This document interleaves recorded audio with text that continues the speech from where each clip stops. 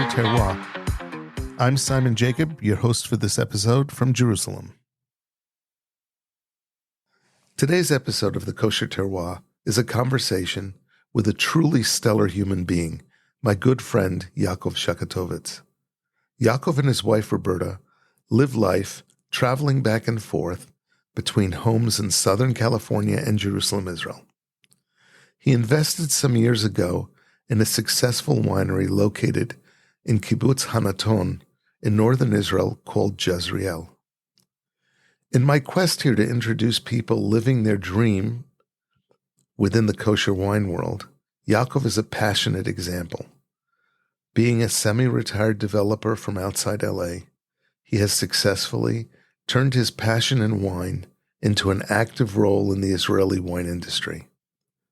Join in our conversation discussing Yakov's journey to this point and his love of Israel and pride in the example Jezreel has set with the grape varietals it has developed. If you're in the midst of a commute, enjoy. If you're home, grab a glass of your favorite kosher wine, sit back and relax. Welcome to the Kosher Terroir podcast. It's a pleasure to have you, Yakov. Really great. Pleasure to be here. Pleasure always to be with you, Simon. I love your hat and your shirt with Jezreel logo, Jezreel team on it. Very cool. Very cool. If I didn't know already, I know you're a partner in the Jezreel winery, and I've seen you working the booths for the winery and in the different wine shows in Israel. I think I saw you in London as well. We were in Florida. Florida. For sure, in Florida. Yeah. London I haven't been to yet. Okay. So then I saw you in Florida, and I also saw you in LA probably. For sure in LA. Okay. Yeah. So you really have gotten around promoting the brand. Tell me a little bit about what this is. So we're going to make a l'chaim here. We're going to taste two wines, one a little bit older, one just released.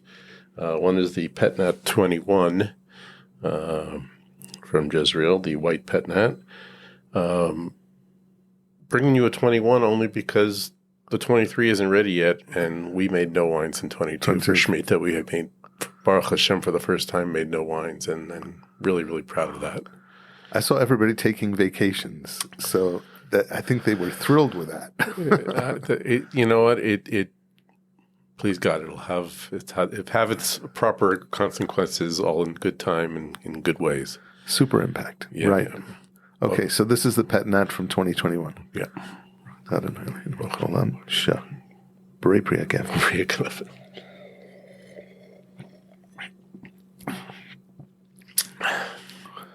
Wow, this is really nice. Like I said, a cloudy wine for a cloudy day. It is. It's cloudy, which is one of the ways I love wine. And this is actually really, really cool. It's really great. I tasted the first Pet-Nat, and that put me off Pet-Nats. But this is certainly not that. It's really nice. It's delicious. It's got acid, and it's still hanging in there. It's nicely. Still hanging in there nicely. It's still cloudy. But, we started with the Pet-Nats. The first one was Debuki grapes, yep, which kind of like Argamon are a little bit fun to work with. Super challenging. But actually, the first time we ever made the Pet-Nat, I was there. We actually crushed them by hand. We were just doing small batches to play with it, and we were literally crushing them in a little wooden vat, literally by hand. Wow! And it's kind of one of the things that Jezreel's very proud of, and then we started some trends in the Israeli wine industry that have carried over, and some larger wineries have given us the compliment of continuing. You see now Pet-Nats. This was one of the first Pet-Nats in Israel, one of the Pet-Nats around in the kosher world, and we see just about every winery in Israel is making a Pet-Nat now. Yep.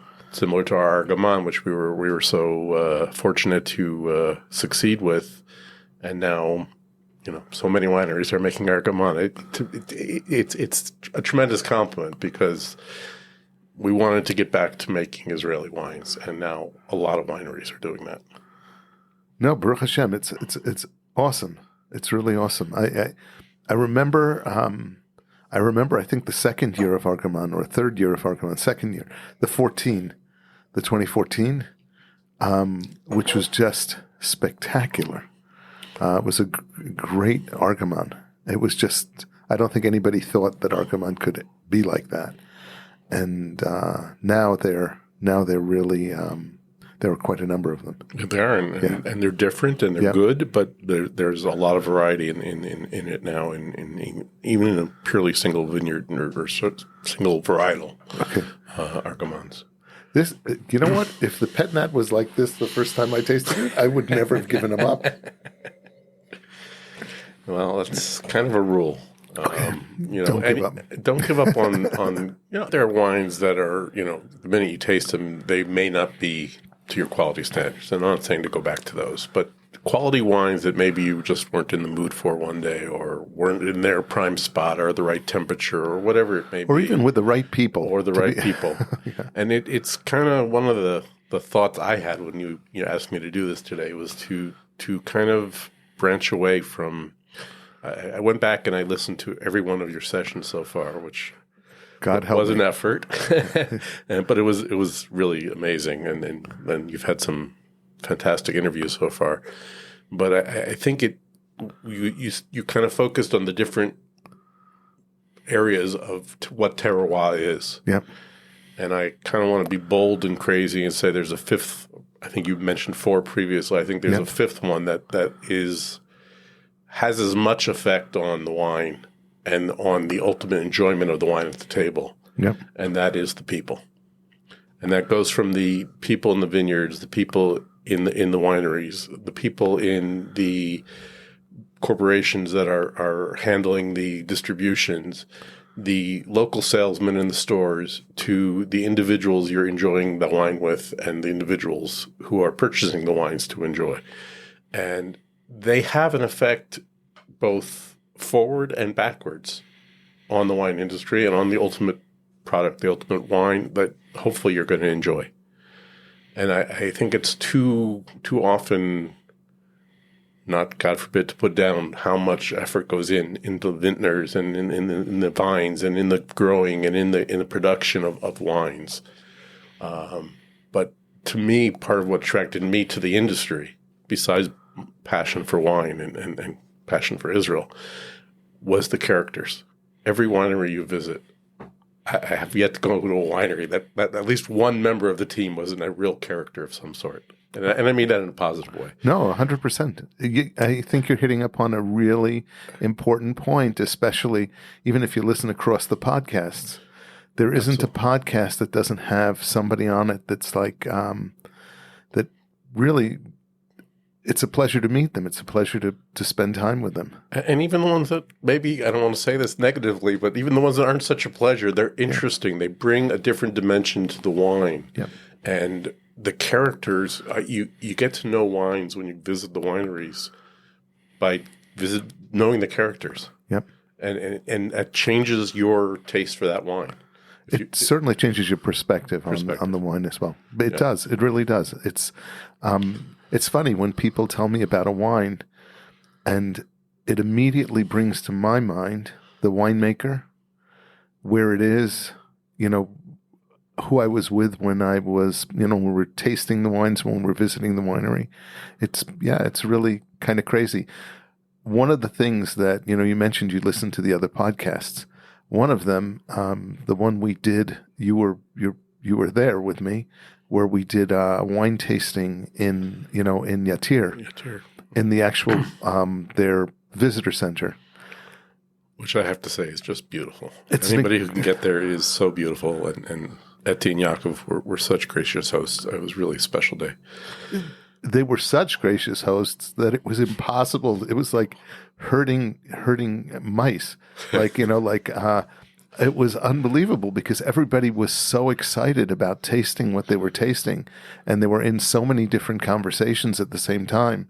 To try to record that, unless you mic everybody and mute them and then unmute them one at a time, is almost an impossibility. So I've gotten some complaints that, like, I couldn't even follow that, conversation.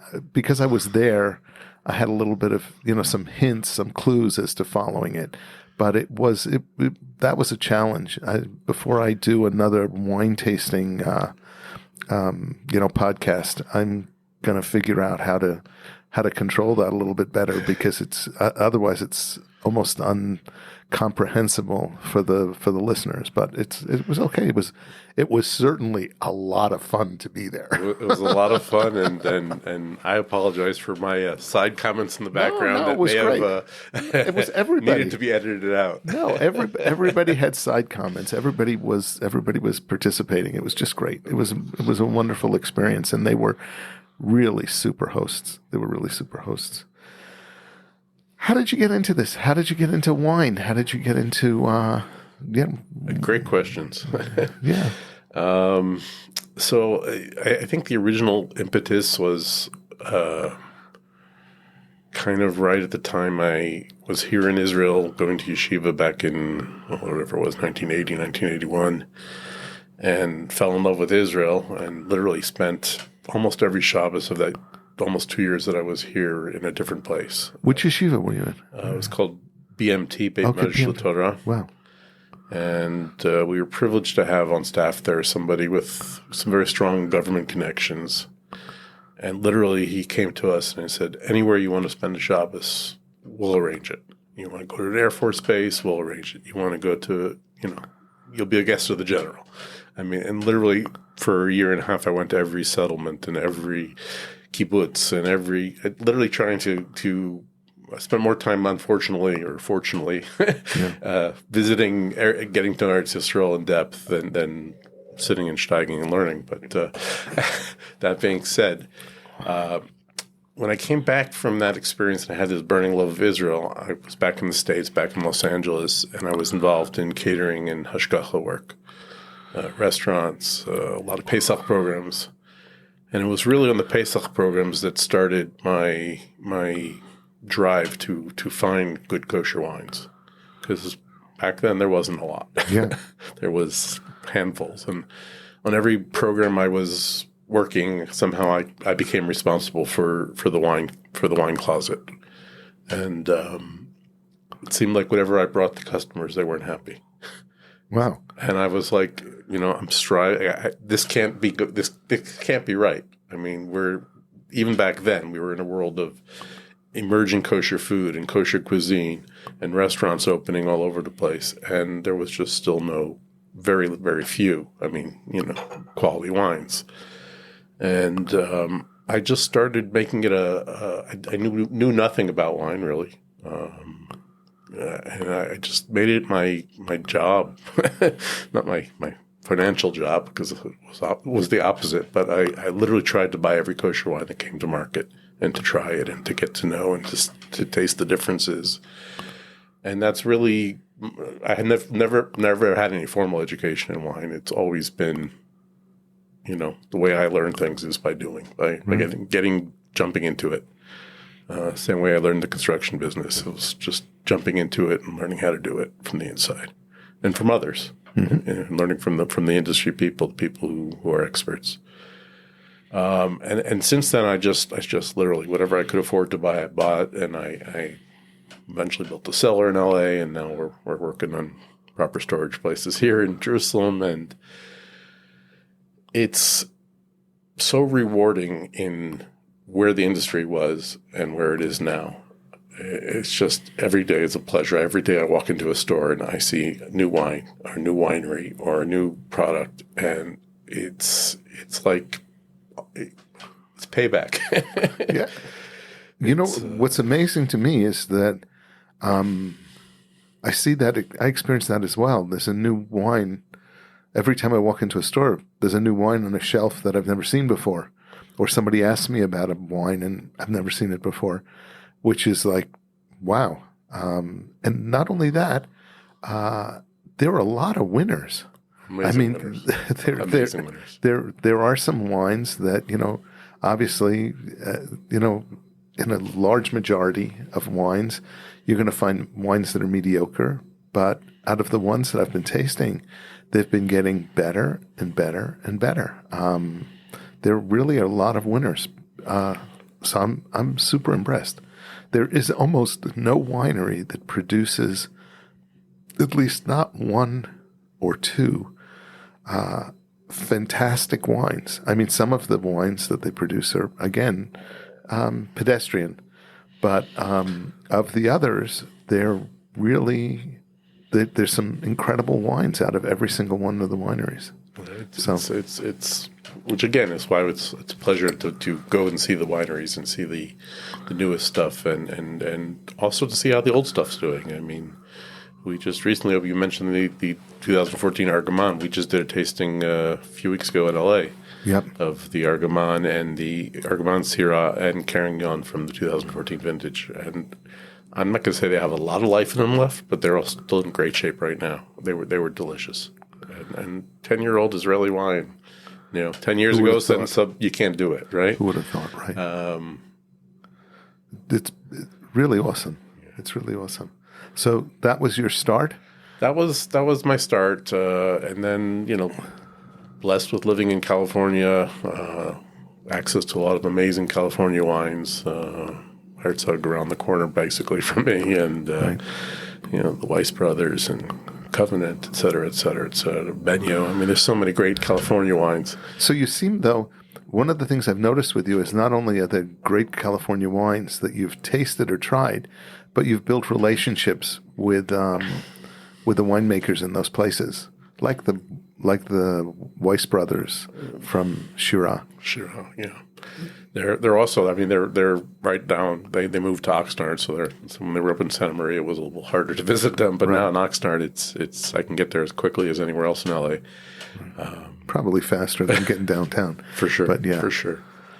They're just fun guys. They're just always happy. They're always into it. They're always experimenting with something. That's what I love about them, is that they're just experimenting with new varietals. They always want to just try something new, and most of them work. Right.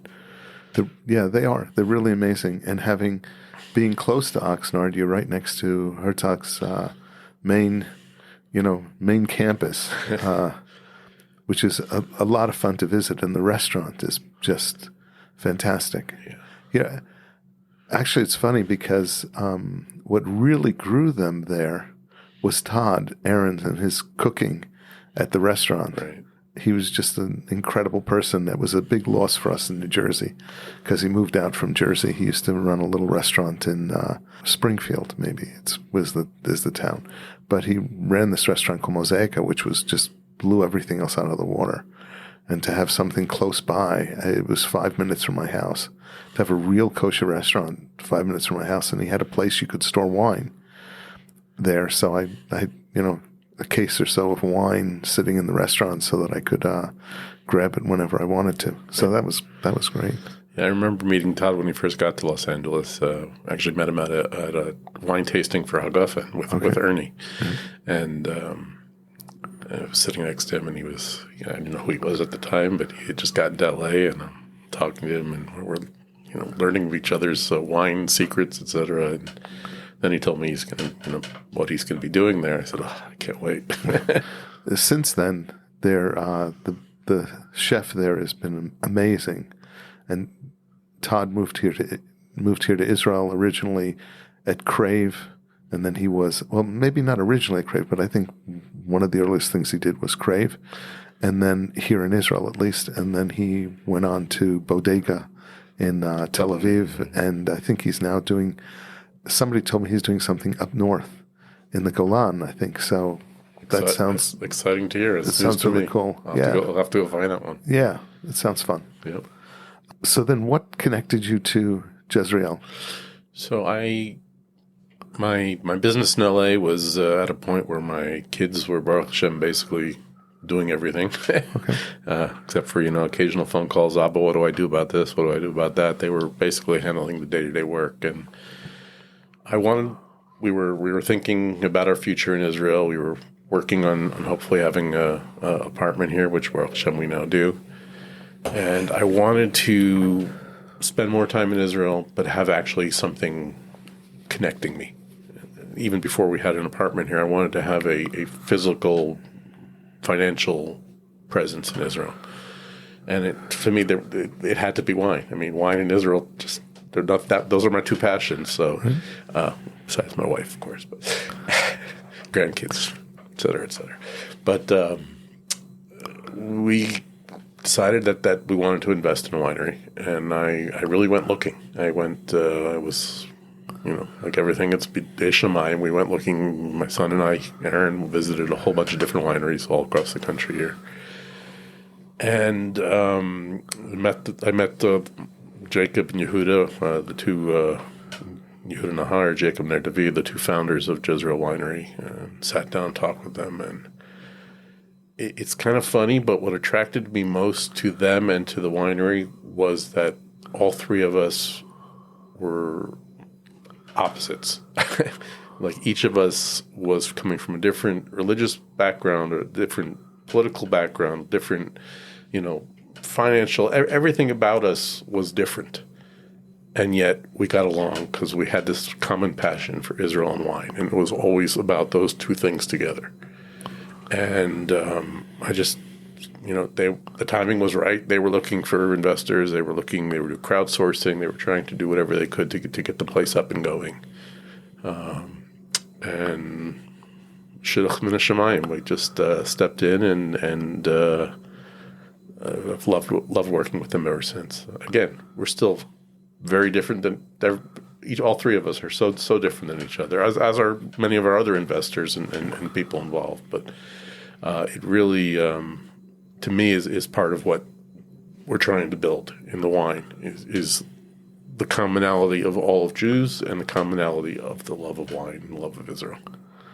Very cool. So what year was that? What year did you? They started in 2012. I came in 2013. Okay. So like the 2014 vintage was my first real baby. I mean, and it was across the board. It was a great vintage. It was just such a pleasure. And then right on the back of that came 2015, the Shemitah year. And this was all really new, and how are we going to do this? And okay, we're just going to make less, and blah blah blah. And then still negotiating contracts with our vintners, with our growers, so it was very difficult.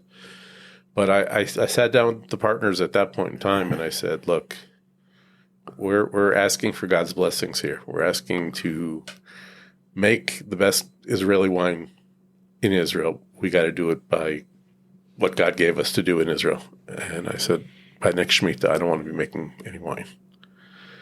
And I got such positive responses from all of my partners that it was just so heartwarming. And thank God, it's been a challenge, but it's been a good challenge. Do you have favorite bottles from Jezreel? Really, the single varietals, the Carignan especially, is probably my favorite. But, it really, again, depends on the mood, depends on what you're eating. I mean, the Syrah is bold and spicy and just right in my wheelhouse. And then Argamon is our proud baby. I mean, there's nothing else to say about Argamon. It's so beautiful. It's the color, the texture, the fruitiness. They're each unique. The blends we make are great, and people love them, and the Vushal ones are doing amazingly well now in some of the kosher restaurants in the States that are looking specifically for that. And I'm actually doing quite well in some non-kosher restaurants as well, but that's a whole different discussion. But to me, it's the single varietals are really, because they're so different and unique, and they're so Israeli. So as much as I support your, being a religious Jew, I totally support the Shemitah decision. But I was just thinking about it. If you hadn't made that 2015 Carignan, that is one of my favorite bottles. I still have some. Really? And that was an awesome wine. Crazy awesome wine. Is there a favorite style that you have? Do you like whites? It sounds like you like fruit forward reds. I like all wines. I tend to drink more reds, primarily because my wife loves reds and is not in love with whites for the most part. I think, again, the curve of quality in whites is a longer term coming. Yeah. There's some amazing wines available now. Yeah. And those took a lot longer to come to the forefront than the reds. So I think it's really more experience. There's been so many more reds to try over the years. Yep. Thank God. Again, I'm loving the explosion of white wines now, especially here in Israel. The quality coming out of Israel, and some of the new wines are just spectacular. Right. Really crazy. Really wonderful. Because you've got an exposure to both, I have a question for you, because there's kind of a battle going on in the wine industry, especially the Israeli wine industry, where Israeli wineries, whether it's the winemakers or the marketing people or whoever, they have a desire to be put onto the shelves in liquor stores and wine stores all around the world as Israeli or Mediterranean classification, so that they'd be with other Middle Eastern wineries or Mediterranean wineries, like some of the Greek wineries, rather than in the kosher section. And then there's others who feel, very strongly that it should be put in the kosher section, and that's where they should be. I would say my feelings on that are more to the former and less to the latter. Yeah. I would rather see them, if we're going to do a separate section, I would rather see them in a separate Israel section than a kosher section. Right.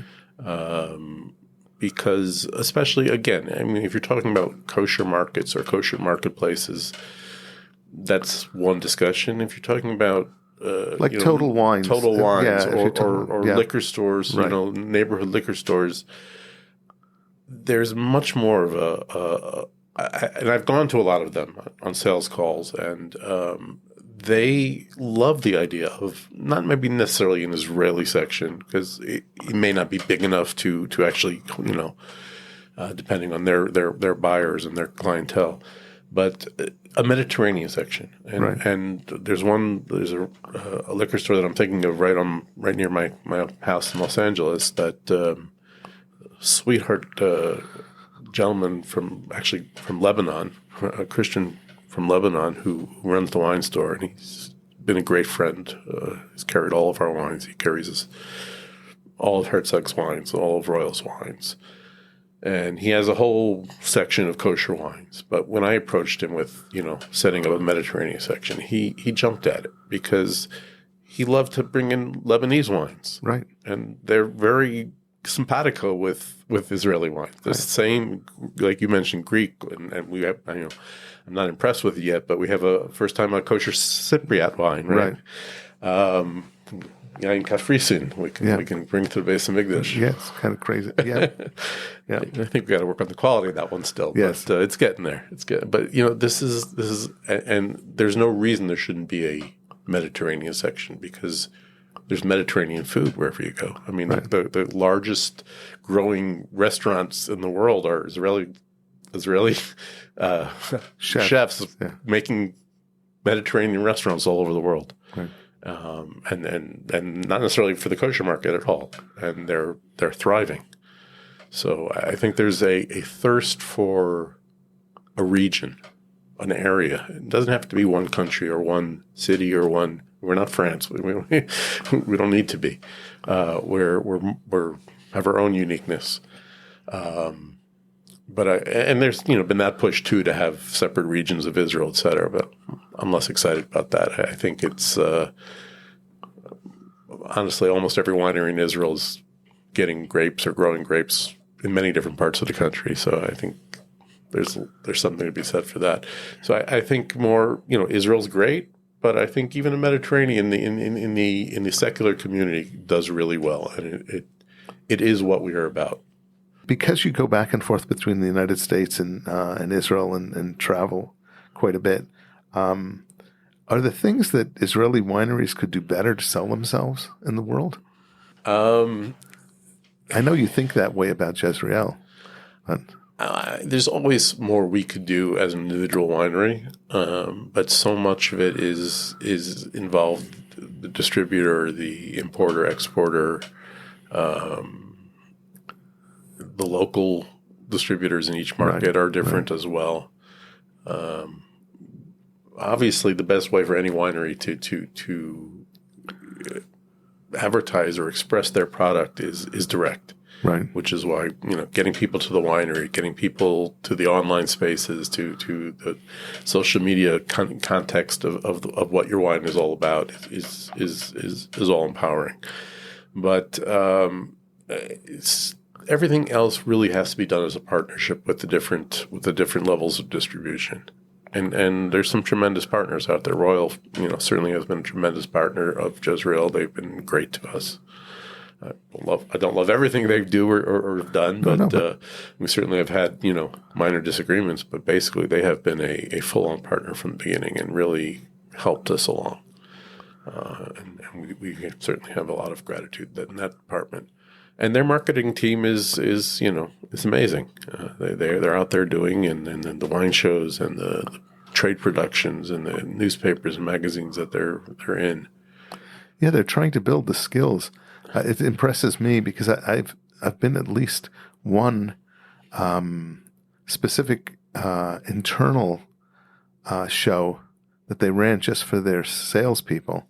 That was a discussion on Bordeaux, and they took them through.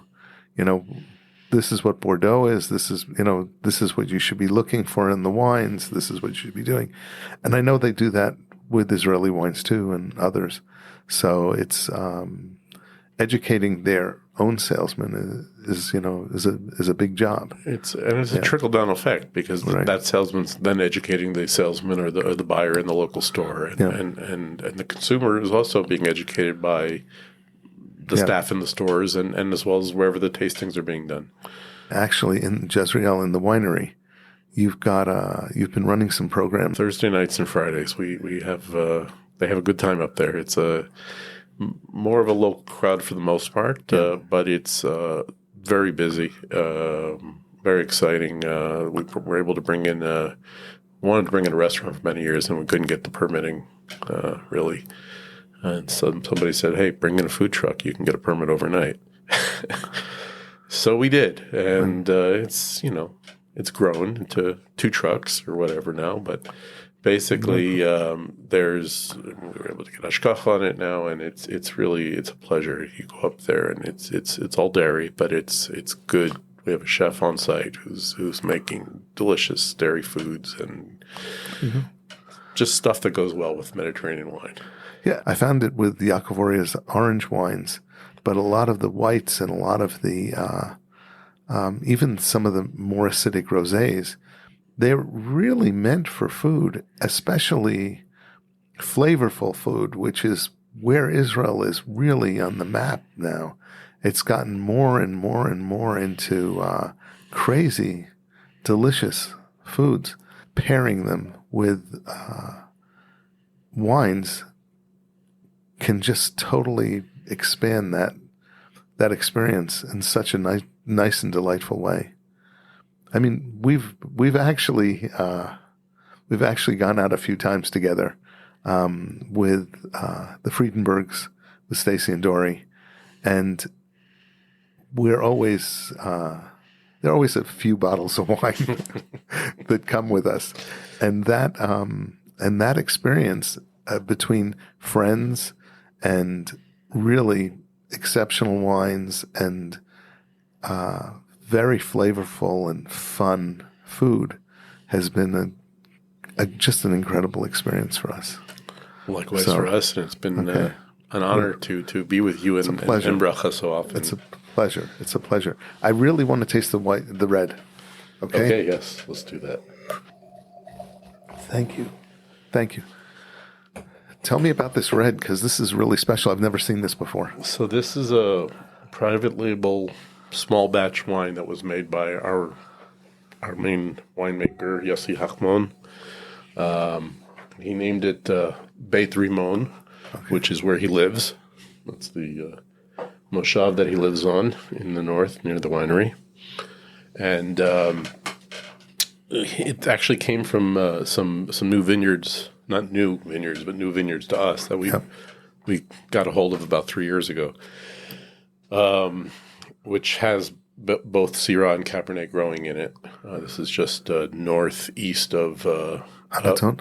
no, this is northeast of the Kinneret. This is Oh, wow. it's actually a beautiful vineyard. It's a gorgeous view sites, and literally from the vineyard you can see Argamon across the valley, and you can see down to Kinneret as well. It's just a beautiful site, and so I believe that's where these grapes are coming from. And we're going to taste this for the first time. He just gave me these 2 bottles, and I have not yet tasted it. So l'chaim. L'chaim. Baruch atah Adonai Eloheinu melech haolam hatov v'hamitiv. Amen.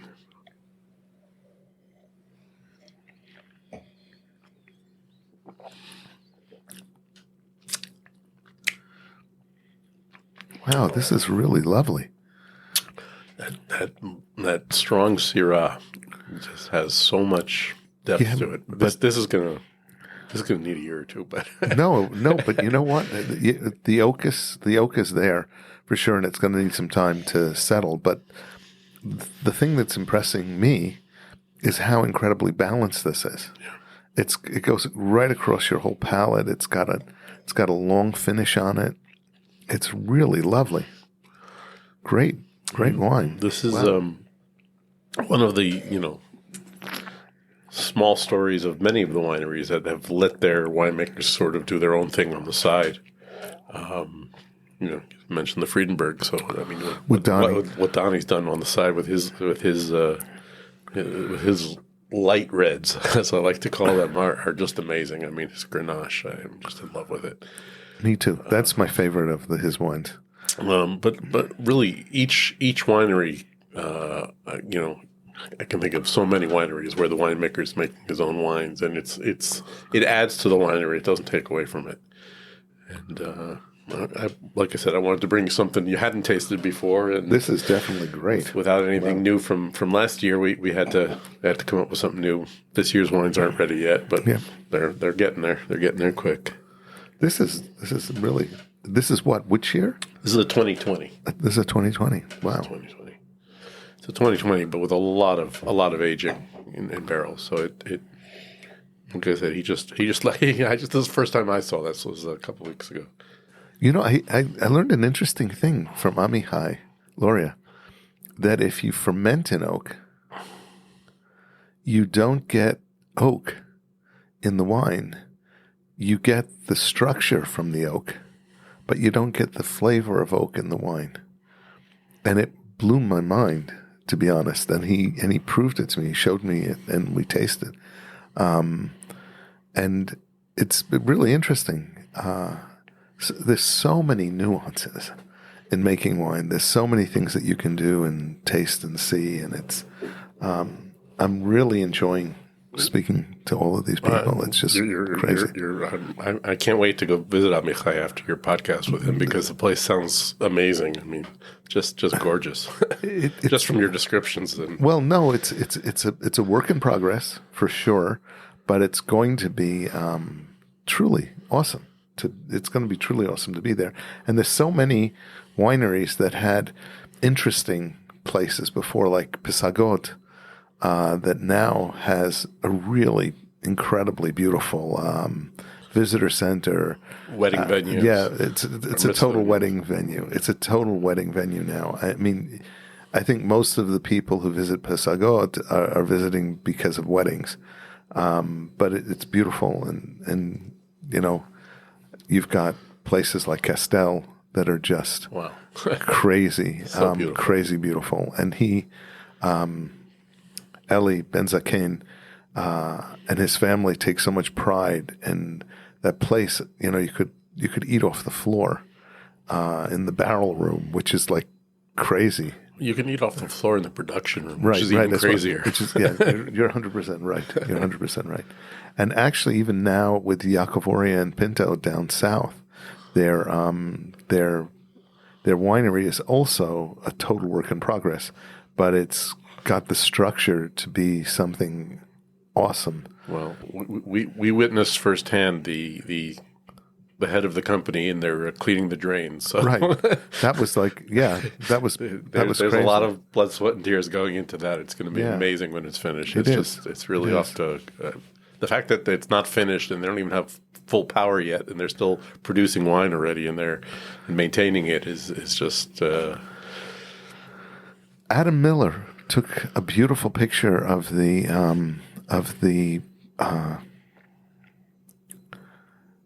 vineyards that we're going to put up on the wall up in the visitor center.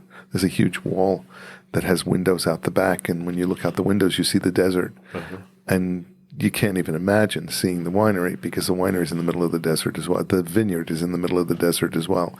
But he took a beautiful picture that is just all desert in the background with this incredible incredible vineyard growing right in front of you. It's just awesome. So I'm hoping that gets. If it's anything as beautiful as his other photographs, he's crazy. He does some artist.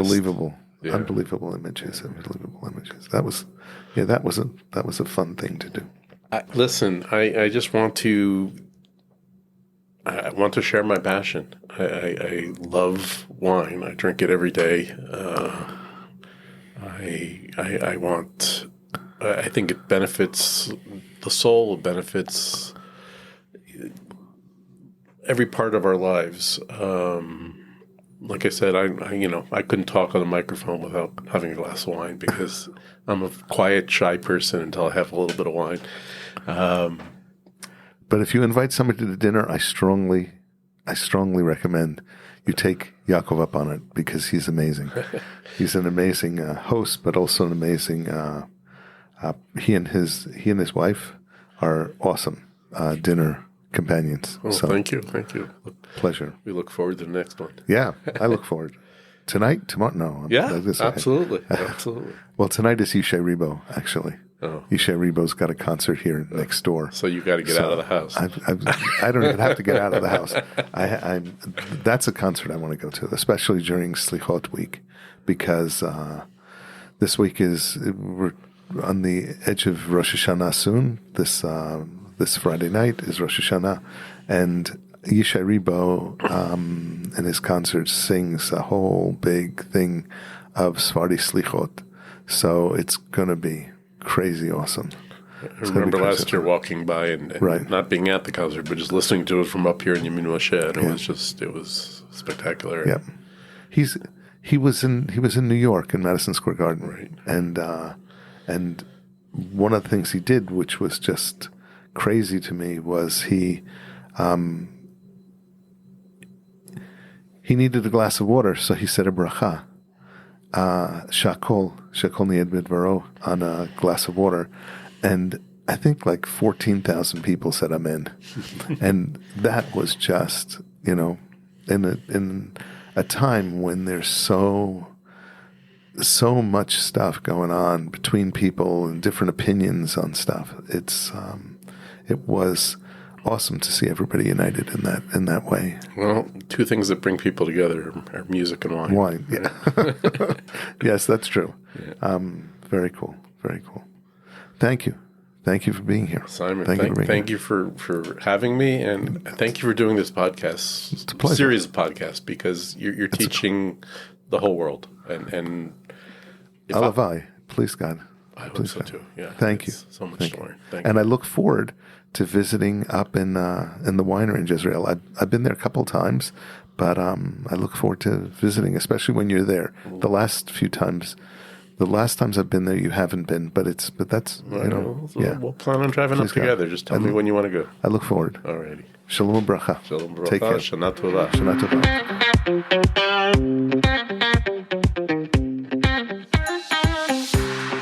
Thank you for listening to this episode of the Kosher Terroir. If you're new, check out some of our previous episodes. The Kosher Terroir is published weekly and available on all major podcast providers, including Apple, Google, and Spotify. Please tune in again for more of the Kosher Terroir.